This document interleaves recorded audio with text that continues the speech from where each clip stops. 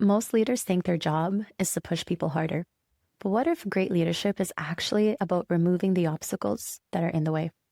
In today's episode of The Self-Led Leader, I am joined by Ben Carroll, a healthcare executive with over 20 years of leadership experience in and out of the military. And in this episode, we talk about what leaders often get wrong about performance, why adaptability is more than just a survival skill, especially in high-stakes environments, and why leadership is less about controlling the outcomes and more about creating the right conditions for your people to thrive. If you've ever wondered how to lead in this modern age of leadership in a way that is still aligned with your personal philosophy and your values, this conversation will give you a lot to think about. Let's get right into it.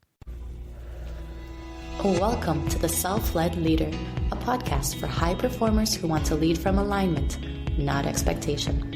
I'm Dr. Christina Ady, a social psychologist, and I'm here to help you lead with clarity, not chaos.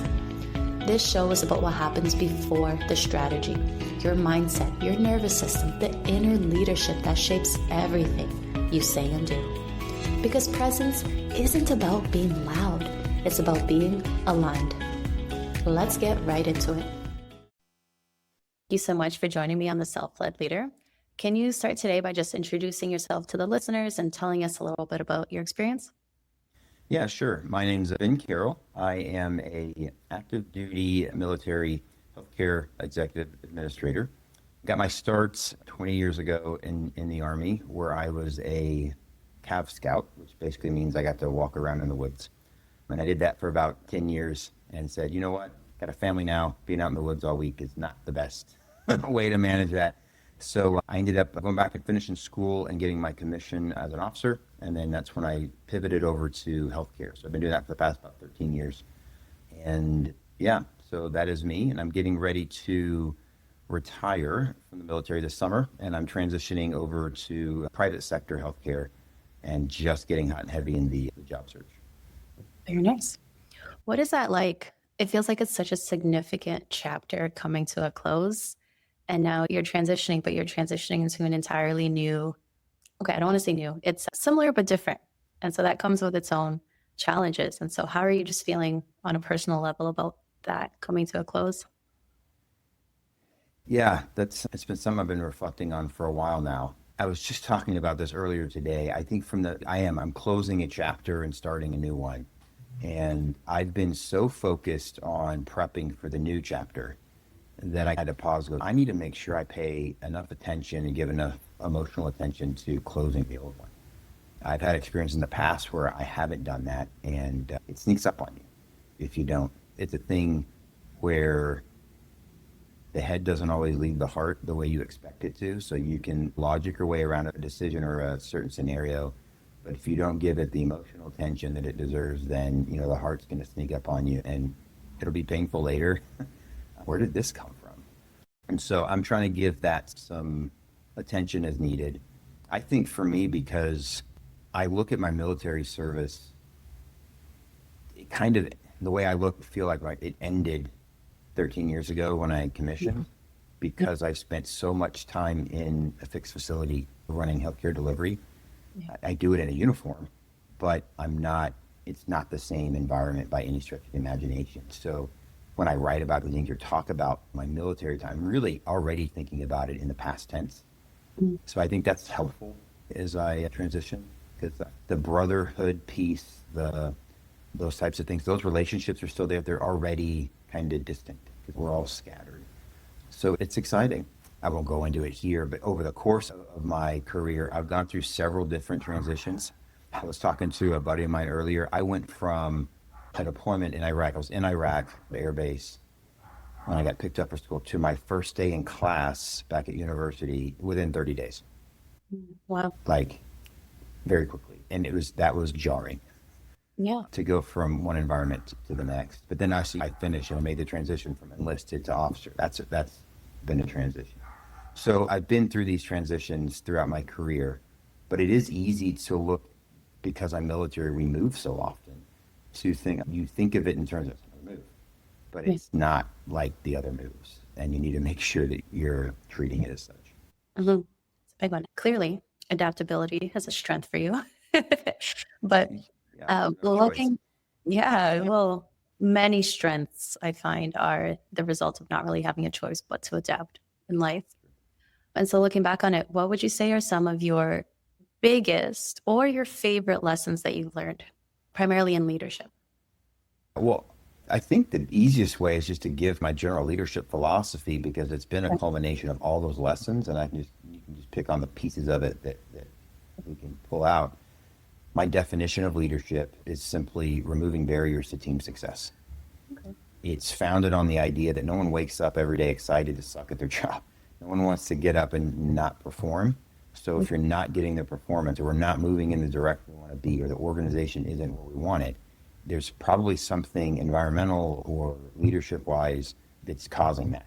It's very seldom the motivation or capability of the employee. Now, they might be in the wrong job, the wrong fit, but I firmly believe if you put people in the right place, the right job that fits their skill set, and give them the right tools to do it, and then lead them through the challenges, they're going to outperform. You get a team that is properly put together like that, they're going to outperform anyone, right? Any group of people. And that's my simple way of looking at it. But it opens the door for a lot more nuance. Sometimes the barrier is the person. It's something going on inside them that you got to lead them through, work them through, talk them through. Like you're getting in your own way or you're getting in our way.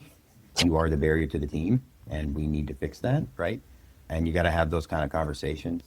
But mostly it's just about being present and understanding the pebbles in their shoe that are eating on their foot every day and making sure you're removing those and just doing things that really give them the tools or equips them to do what it is they signed up to do. That stems from several lessons I learned in the military. So one of the biggest ones I learned that comes from was as a non-commissioned officer, so a junior leader enlisted. It was our job to train our soldiers and make sure they knew their job. And we always talk about take care of your soldiers and here to take care of your people. And some would put that in the bucket of being coddling them, protect them from extra duties or extra assignments, make sure they get that they have a just nice, comfortable life. And some really good leaders taught me early on that's not what it means. What it means is making sure they have the skill set to go down in a combat environment and survive and protect their brothers and sisters left and right and come home safely. That's taking care of your soldiers, making sure they get back safely. And so that was foundational for me. And you look at that now, you fast forward several years and you look at healthcare delivery, it's the same concept, except it's giving them the tools to make sure they're there to do it. It's someone else's life, not theirs. And so those have been one of the big formative lessons that shaped how I lead today. Yeah, no, I love that because it's very similar to my own philosophy, but also a question that I've contemplated since childhood really boils down to this idea of like, how much is it mindset versus skills, right? It's like this, the chicken or the egg kind of equivalent debate for me, right? And really unpacking this sort of idea of skills matter. Skills definitely matter. And maybe we'll come back to the idea of you're preparing them to be able to handle whatever comes while also helping those around them to get home safely. So skills definitely matter, but how much of that is mindset? And so in healthcare, I imagine where the stakes are so high, there's so much pressure. It's literally life or death on a daily basis. How do you see the sort of balance between mindset, skills, and I don't know, which one wins out for you? I am a big mindset person. When I do interviews, I want someone who is eager to learn, that will push through barriers, that will figure it out, or has the ability to figure it out. I Yeah. give skills to people with that mindset. But I'm coming to learn as you start to understand behavior psychology and I don't know if you've ever done the spectrum analysis and you understand the different colors and the role, like the categories. Some of that's personality, and not everyone's going to be that type. And that would be optimal for me because I can teach you to do what I want you to do. And I want you to think, I think in terms of obstacles are just an item on the checklist to get to the ideal end state. Those are the people I try to align myself with, but not everyone's shaped that way. And there's others that in organizations don't need everyone to think like that because there are some just routine things that need to happen and to happen well and quickly and efficiently. And you need people with a skill set to do that. So I think it's always a balance of, it really boils down to understanding what the organization needs, what those roles are, and then knowing your people to put the right people in the right place. I think this caveats right into one of my favorite stories, one of probably the most fulfilling times as a leader. This was that same Iraq deployment that I came home early from. We were getting ready for it. And I was in the 82nd Airborne Division, which is one of the active or regular component armies, top end units jumping out of airplanes. And we were getting ready, doing all of our training for this deployment. And he was a young private. He was new, and he was not keeping up. It was very difficult for him, and he was very clearly holding the platoon back, holding the group back.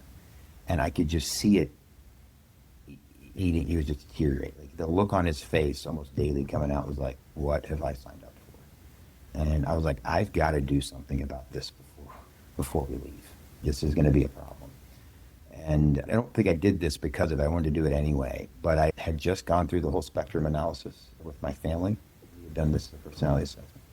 So I went and got it and did it with all my team, Nice. my whole section, because I wanted to understand what made the team click. Nice. And turns out he is a high blue-green, which meant he's very socially tied and analytical. And a lot of what we were doing was gold, like we analyze the best way to fight, and then we distill it down into battle drills where you just execute. Just you have to be fast. Yeah. So it's a lot of gold that you use that. And there's quite a bit of orange too, because there's chaos. It's weird, both. There's not a lot of time to stop and think at the level where we were in the training cycle. So he's trying to understand it, and he's much slower processing than everyone else. And he's seeing that it's pulling the team down. So for a blue-green, I am killing, right? The green is slowing him down. Like, I'm killing the team. This is me. Like, I'm not pulling my weight. And that was just depressing him. Right. So I was like, okay, he's high green. So what I did is when we went downrange, we happened to fall to be in charge of the range, shooting range. We were going to teach the Iraqi army how to shoot old M16s that we had given them, right? So you can imagine that environment. They were shooting our weapons, and it was our ammunition. That accountability of those rounds was very important. It's always been important. This is a heightened level of importance. And I put him, a private. Normally you have a more senior person in charge of the detail, managing those bullets, basically. I put him in charge of it. And everyone looked at me like I was nuts. And I'm like, no, he's high analytic. He's going to do this. And he crushed it. And his mood changed. And because he was contributing, right? He found something he was good at that contributed to the team. And by extension, he got better at everything else because it gave him confidence. Yeah. And that was just one of the coolest moments for me to see a kid who was like questioning life choices to going from being like one of our top performers in the organization. And so that's just, I think, when you align the skills with the right role, the mindset comes with it. Yeah. And when they're mismatched, it's going to deteriorate the mindset. Someone who's hard charging, you put them in a skill. You put me in a job where I have to sit and balance, check for errors in a report. My mood is going to be awful. Yeah. Throw a bunch of chaos at me and have me make decisions. I'll go home happy every day. It's a very valuable lesson, and it goes so hand in hand with a term I'm trying to get out there that I'm calling personal prerequisites. And the idea being the same way where you go to school, you have to take a certain course before you can move on to the next one. We all have certain things that we need, either behaviorally or mentally or something, to set the stage for us to be successful in the next sort of endeavor that we're taking on. An example for me would be like, if I want to be successful to sit down and write a chapter of my book, I need to make sure that I like went for a walk or something and like decompress after whatever I just had with my kids. I need a cup of tea, I need some chocolate, and I'm like good to zone in, right? And I think we all have these sort of things that we need, like that the teammate of yours needed, that kind of analytical work in order to be successful in what we're doing. But most of us tend to overlook this. And I think it's really interesting that you're doing these color analysis spectrums, which I haven't looked into yet. I'll need to look into it after that. But I studied social and personality psychology, and it's just so interesting how it's so valuable, but so many people seem to dismiss personality as like pop psychology that doesn't matter, when really it's so fundamental to how we actually understand the world that we're living in. Yeah. And so, like, kudos to you for honoring that and acknowledging that because it's such a key part of leadership. And so what I want to unpack next is like in leadership, like what are the moments or like how are the ways that you're starting to really identify what are the strengths of your teammates? Because I think that's a really interesting piece. I'm just kind of learning how to do that more on the fly. I was mentioning spectrum. That's a deliberate way of parsing it out. There's others too. I really like the predictive index. I'd look into that one. That's great for teams because it gives you a report and then pairs you up. And this is how you would work better with this dyad. They would do dyad assessments, right? Tell you things to watch out for when you two are communicating. This one's going to do this and this one's going to do that. So be aware of it. Nice. Which is a great tool, I think, if you're trying to pair up partners or leaders of things. You can go, this is a balancing personality. So, but the more you study those things and pay attention to them, you can see certain behaviors that pop out. But what you don't see is their order. But I'm orange, green, yellow, blue. But when you do the exercise, right, they can be overlapping. And I feel like they are all really tight because I switch based on what's needed of me. I have that model in my head and I look at certain behaviors and go, a good friend of mine, she's also a behavioral psychologist. She facilitates a lot of these. She's done a lot of like organizational development work. Yeah. And she's facilitated these discovery processes. We did one, but she said she has different ways she can ask a question, or she'll not overly inappropriately make fun of someone on purpose because that response tells her something about how they are, right? So she's testing social norms to see how they respond, and she's getting into moderation. So in negotiations, you really need to understand the personality of your counterpart so that you can properly negotiate with them.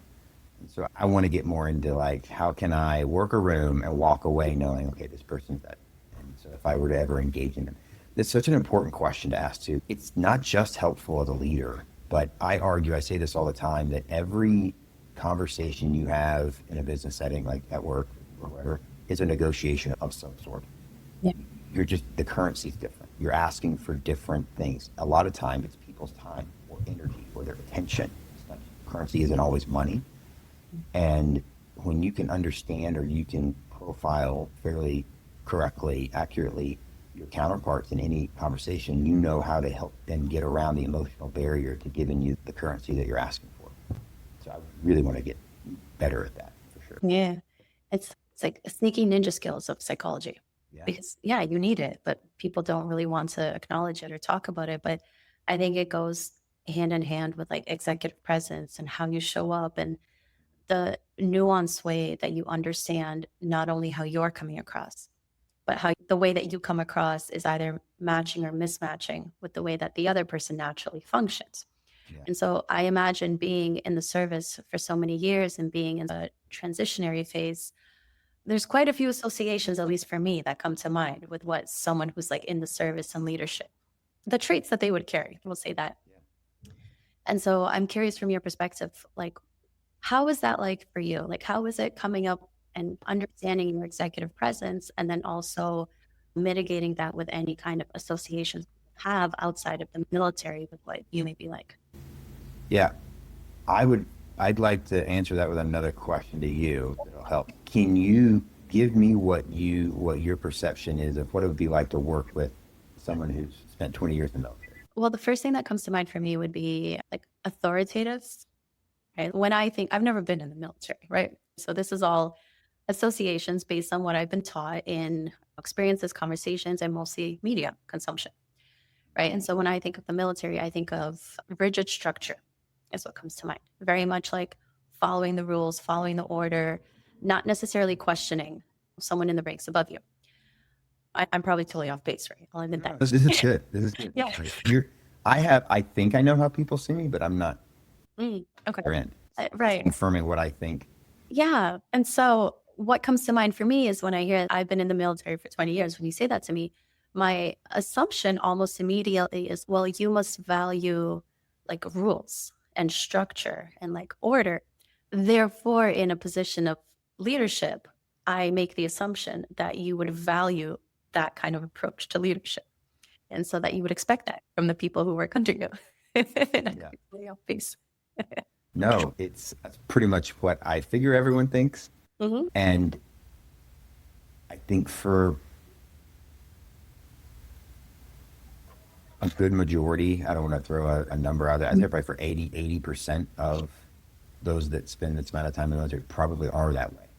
Yeah. It's interesting. People ask what it's like doing healthcare in the federal sector. It's, well, imagine a highly regulated industry inside of a highly regulated organization.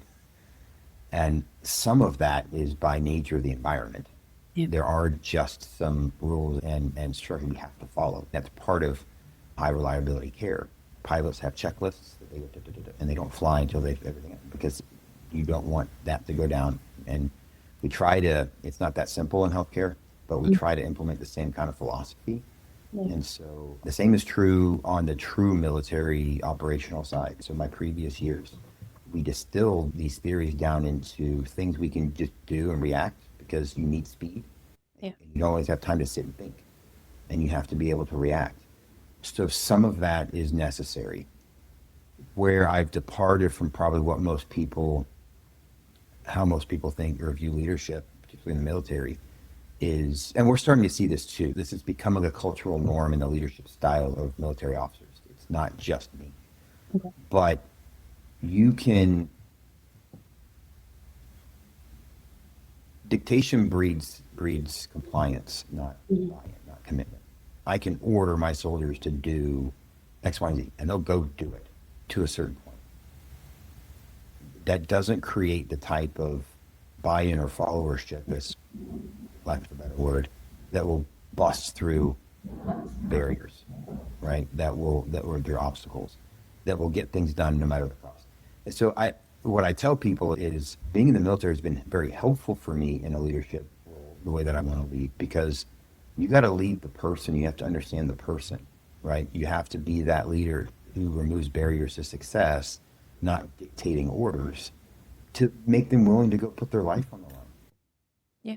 You're having to lead a group of men and women to go out and put themselves in harm's way, and oftentimes repeatedly, and oftentimes in circumstances that you yourself aren't comfortable in, but you don't have it. You have to follow orders. Then you got to get a team that comes with you to do that, and that is a different level of leadership than just dictating orders Yeah. and following a rigid set of rules.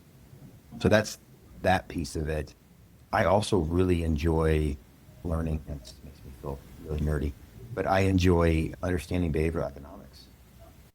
People have choices, and choices they make are done because of their intrinsic utility of that choice. And I want to understand why people make choices and do what they do, and help create an environment that allows them to choose what is good for both the organization and themselves. And so that's how I like to lead. So that'd be probably the big departure. And I think the other piece of it too, because people ask this, over the last 13 years, the majority of my staff have been civilians. We don't have that many active duty in the middle, lower parts of the org structure, particularly in a fixed facility, because they don't deploy, they don't go down, they're staying there. And that unit's not going to go. We rotate our military through as providers and nurses and such, because they need those skill sets in Yeah. combat. So they're there to get their sets and reps. And we do have to manage that to a certain extent down there as well. So that's why some of my role exists. Yeah. But it's about leading people to want to do their best, and they've all volunteered to do it.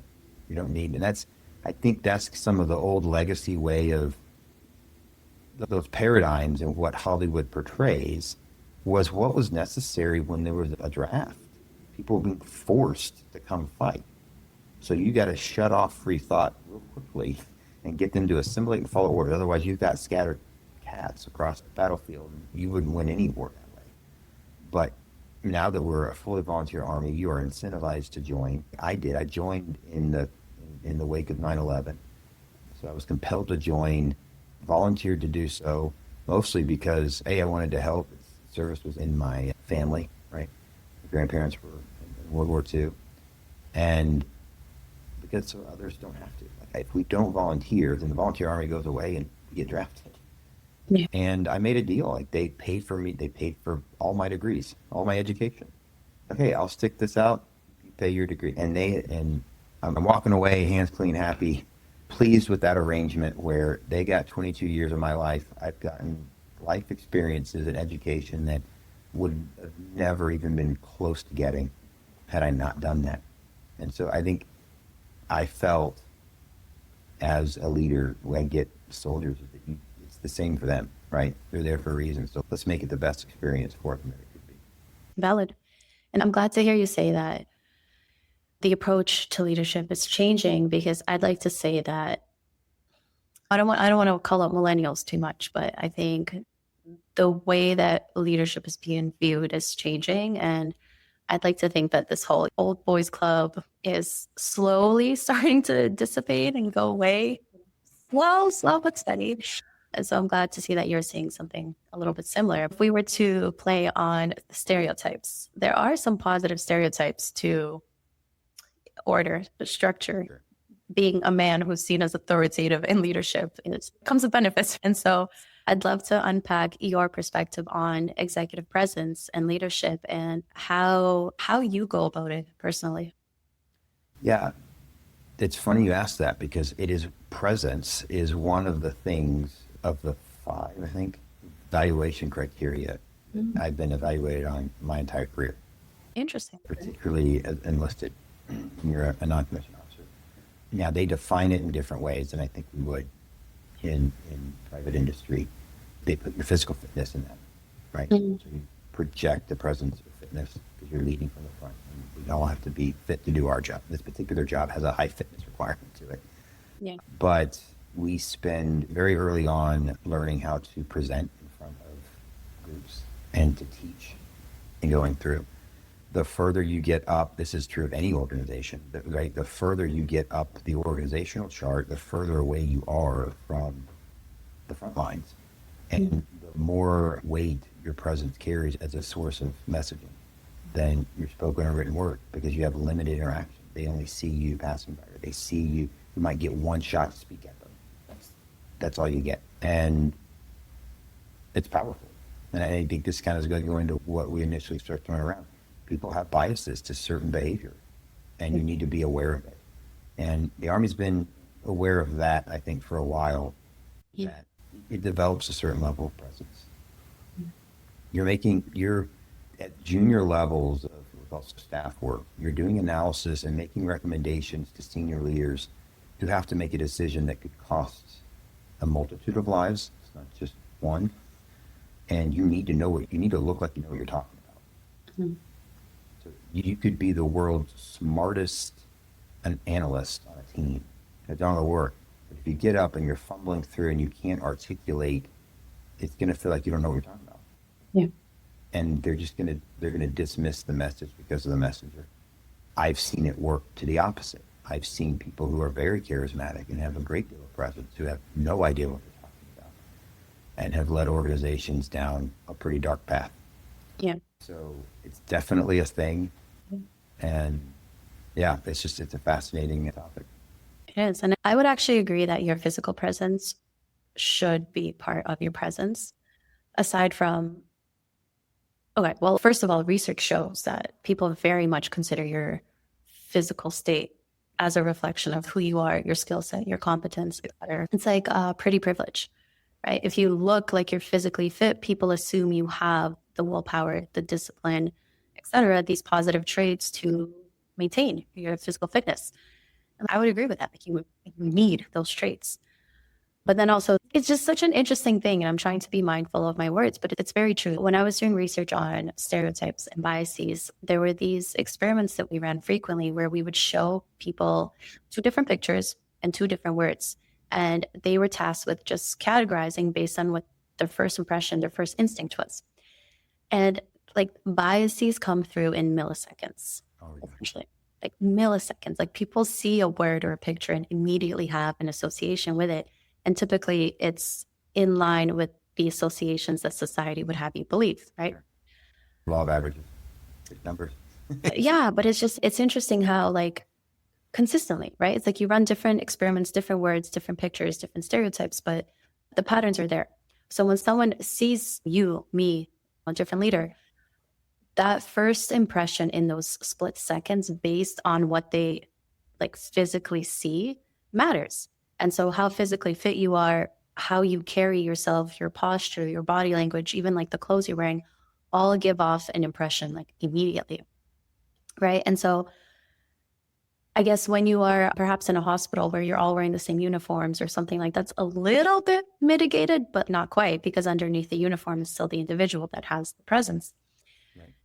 And so for me, it's always interesting to consider, like going back to the idea of commanding versus volunteering. And so for me in Canada, our healthcare system, pros and cons to the American healthcare system, but something that we struggle with as well is like hospitals that are oversaturated, like too many people, not enough staff. And it's a notorious problem where so many of the nurses, especially, are just burnt out. They're working like 12-hour shifts, et cetera. I'm sure you have the same issues. But I had to go to the hospital recently for my son who was sick. And it was just insane the lack of empathy and the lack of care that some of the nurses have because they're so desensitized and burnt out and overworked. And as someone who's in that position of leadership and understanding strengths and positions, who's also facing very real constraints, like how do you deal with something like that? Like how do you start to navigate these actual challenges that we're facing? And Yeah, I can feel it too, the stress.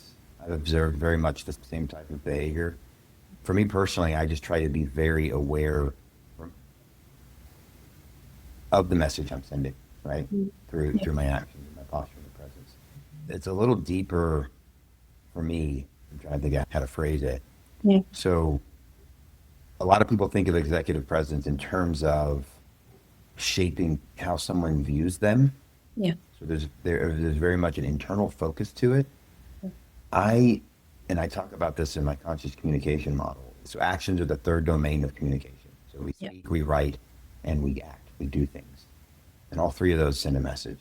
yeah, And so I'm concerned about how my actions communicate what they mean to me. mm, And I try to be very aware and recognize because I know when I get to a certain level of stress or point, like blue is my lowest color, and so it'll be very easy for me to get into orange. Just do my thing, and I'll neglect. I won't be rude. I'm very cautious of this. This is an interesting dynamic. My wife and I talk about this. You have some people who they get in a bad mood, and it's the entire world's fault, or at least that's how the world feels, yep, yeah, because it just takes. I'm very good at compartmentalizing my frustrations. I okay, will be ready to take some inanimate object not working right and throw it in an incinerator in 1 minute. And then my wife and my kids walk in and I'm like, oh, hi.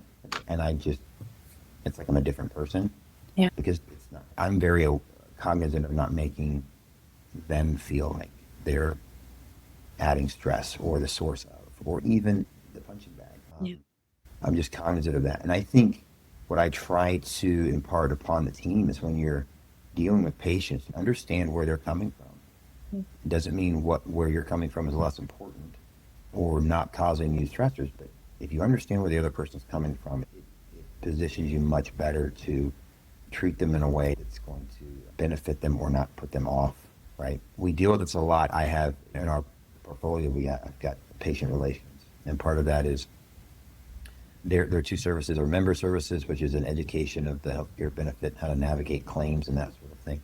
The other is just general patient advocacy they come to when there's issues. Neither one of those people, by the time a patient goes to one of those two offices, they're already tipped off. They've had some sort of bad outcome or experience, or a claim hasn't been paid, and they're running. You are already receiving people on at a 9. You have to know that. You have to be aware of and disarm and not let them draw you off sides and not let your day spill over into theirs.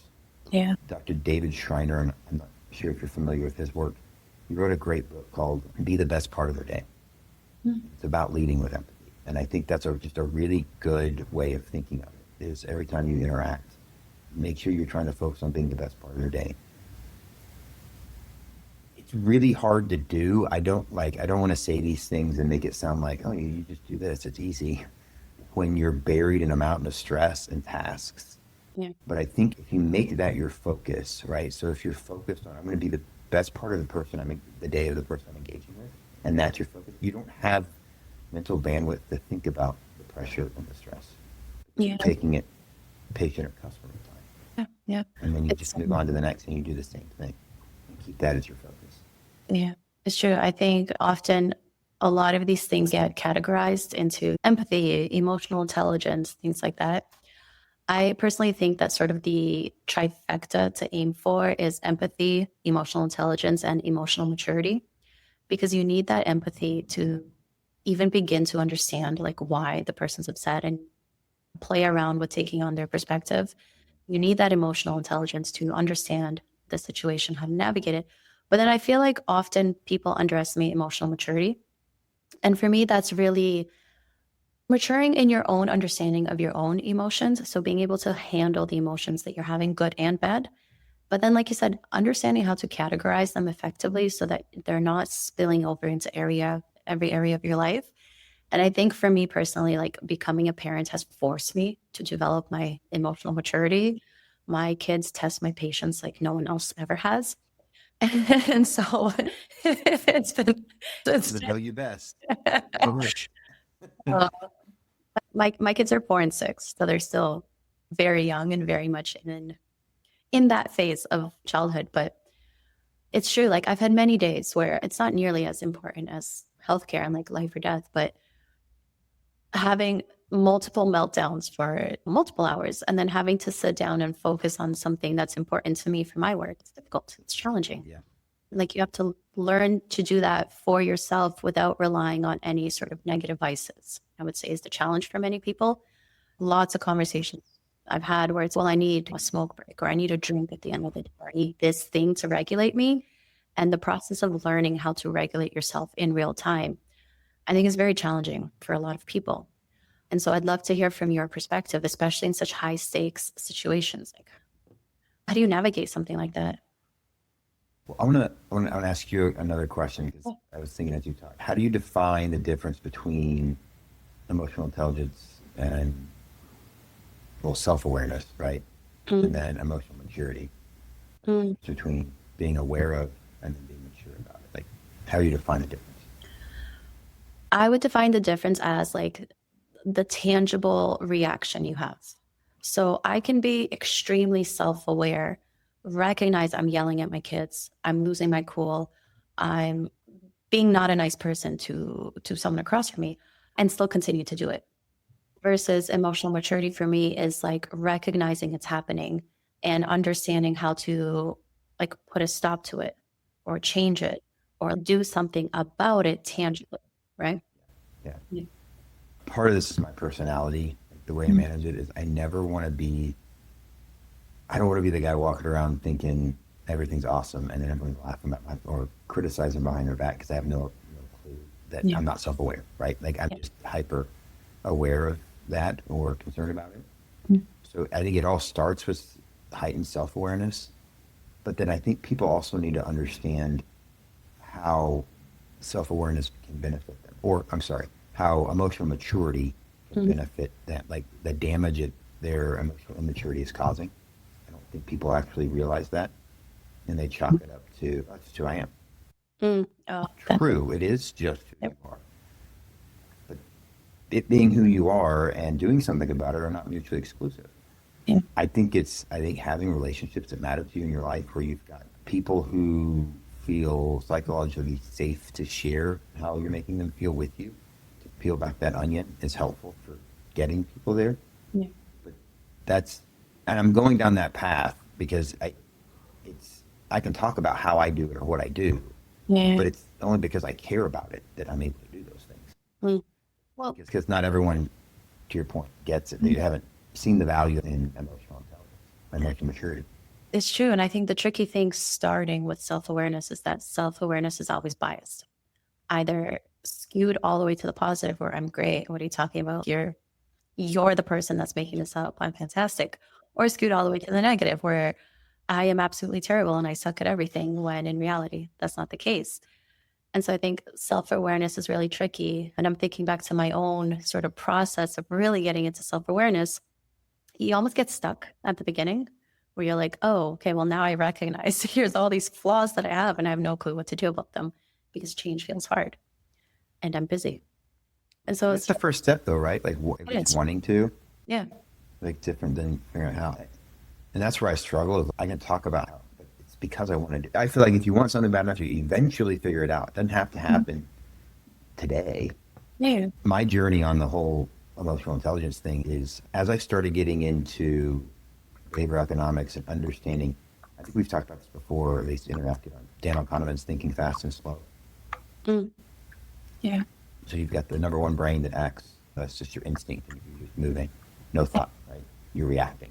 The number two brain is your analytical brain, which is slow down, stop, and think about it. And that resonated with me going back to the military experience. And that, so how do you, because we want to be efficient, we need to be fast, quick thinkers, right? So I'm always trying to optimize myself. I guess that's the best way of looking at it. I want to be as effective and efficient an operator as I can be. So how do I make sure I can make fast, good decisions instead of fast, bad decisions? That book opened my eyes to the idea of reprogramming my biases, like being aware of them and reprogram towards effective decision making. Okay. Because the problem, biases by themselves, they're heuristic. They're a developed heuristic. They're not bad. But heuristics aren't bad things. Yeah. But unchecked heuristics become biases. That's bad. Because you don't know what's driving that decision, and that may not be the things that you want driving your decisions. Yeah. And so I just became super focused and obsessed on identifying my biases as they presented themselves. How do I know what my bias? How do I know that I'm making poor decisions that I don't realize I'm making? You don't know. And I asked someone, this was a session at Congress several years ago, and I asked, how do you know you're making a biased decision? Right? If I don't know I have this bias. And the best advice I got was it'll be tied to emotion. It'll probably be an emotional response. Nice. And so I just pay attention to if something triggers an instant emotion in me, I stop and go, okay, what is that about? What is that leading to? And it can be through the gambit, right? I'm really excited. I want to do this. Why? Yeah. Why is that the thing I want to do? Is that the right thing? Because this happens at work all the time. Let's say you have an objective that you want. Let's say we'll make it a negative thing. Yeah. Let's say you want a certain status, like a certain title or a certain award. And someone poses a project that if that project was successful, it would lead to that award. But the project doesn't make any sense for the rest of the organization. And it's probably going to cost the organization money. Like in that scenario, someone's going to pitch this, and that leader, if they're unchecked or not aware, they're, oh yeah, that's a great idea. And they don't really know what, but they're excited about it. It's not always anger. It can be other things. Yeah, I think a good emotion to watch out for. Anything that's too, I'm not sure of the right word to use, but any emotion that's like a habit, like comforting in a way, because then you're so much less likely to question it because it's, I don't want to say automatic, but because everything becomes habitual, right? All of our heuristics and biases, everything starts to become subconscious, right? We're not aware of it. It's really hard to catch in the moment. And so I would just invite anyone listening to really reflect on anything that just feels normal, I guess is what I'm going for. Because normal is usually a sign of this is what I'm used to. This is the habit that I have. Therefore, I'm the least likely to question this. And so, yeah. Yeah, that's been a big hallmark of my journey. And I write about this a lot. Uncomfortable is where we go to grow. But it'll keep you aware of not falling into that comfort zone. Well, I think if I want to get really nuanced with this, there's a distinction to make between comfortable and like normalize. Yeah. And I think comfort is like a little more positive in a sense, at least from my interpretation, versus normal is just, I'm so used to it, I don't even question it anymore. And so I guess I'll ask you one more question. Okay, because you're a leader who's modern, self-aware, understands presence and these things, like the fact that you're self-aware, how do you think that translates into the way that you actually lead as a leader?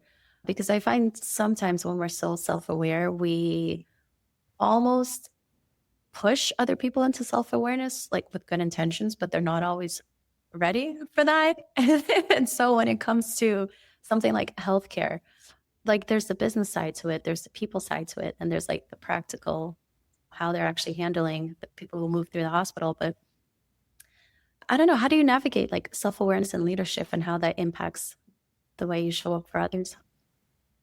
Yeah, it's interesting. I don't know that I've observed. I don't feel like maybe I am, and I don't realize it. that I try to impose other people to be self-aware as a self-aware, right? Mm. I try to be. Yeah. I think it's a journey, and Yeah. it's a journey that you have to want To walk on. ever upon, right? Yeah. You got to want to do it. I've found that I feel like it makes me a better leader in a lot of ways. I think I've discovered, there's a lot of research to support this, but I've experienced better leadership outcomes by being vulnerable when in the right time and place, right? To just admit my mistakes and be aware. Like there are times when I've had a conversation that I was probably justified to say what I said. There was nothing objectively wrong with it. And I'll think back on it. Man, that could have been, by my measure, a little tone deaf. They had this and this going on. And I hadn't considered that before. And so I'll go back to that person and say, hey, as we talk, I realized I probably overlooked this. And just own it. And you'd be surprised the responses you get from people. And he's just not fumbling around, moving on from task to task. Immediately, there's that emotional maturity. Most people are like, oh, ooh, this is uncomfortable, so I'm just going to avoid it. Yeah, it can be uncomfortable, but again, it goes back to that's how we develop, that's how we grow. I had a conversation with Dr. Schreiner the other day about me reflecting on when I was in company command. It was probably my worst performance as a leader by my measure, my entire career. And I was just talking through some of the things that I identified on reflection. He was like, that's a great deal of self-awareness to do that. And I'm like, yeah, but that's how I get better. And I think we all deal with insecurities. And to the most part, while there are some narcissists out there who are their biggest fan, but I think for the most part, we are our own biggest critic. Yeah. And it can do one of two things. It can cripple you, or you can use it to empower yourself. And I choose the latter, right? I use it to look back and it's a non-attributional assessment, but more so, okay, that didn't work. How do I do this better next time? And just constantly strive to be a better leader yesterday than I was today. That's wonderful. It's what we all, in my opinion, what we should all strive for, right? Okay, back in grad school, one of the most interesting concepts I was exposed to is the idea of metacognition, which is where you think about your thinking, which is next level. Exhausting. It is exhausting, and it's very easy to spiral into overthinking. But when you do it well, the level of insight that you get is so incredible. And I like to approach it from the perspective of if I wasn't myself, if I was a third party coaching myself, if I was a leader having a conversation with myself, like how would I approach this and what advice would I give myself? And I think if you're able to experiment with that and get a hang of thinking about your thinking productively, like it's next level self-awareness that just gives you access to so much more rather than being in that comfort zone, being stuck doing things the same old way and not understanding why they're not working and just like misattributing it to a lack of skills or biases from other people. Or your environment. Yeah, everyone's out to get you. So, okay. Any final thoughts? Anything else you'd like to share? No, I feel like I've done way too much talking already. I've enjoyed talking. I love the work you do, what you're putting out there, and deeply value and respect your opinion on these types of things. So I just enjoy chatting with you. Thank you. I appreciate that. And genuinely, thank you.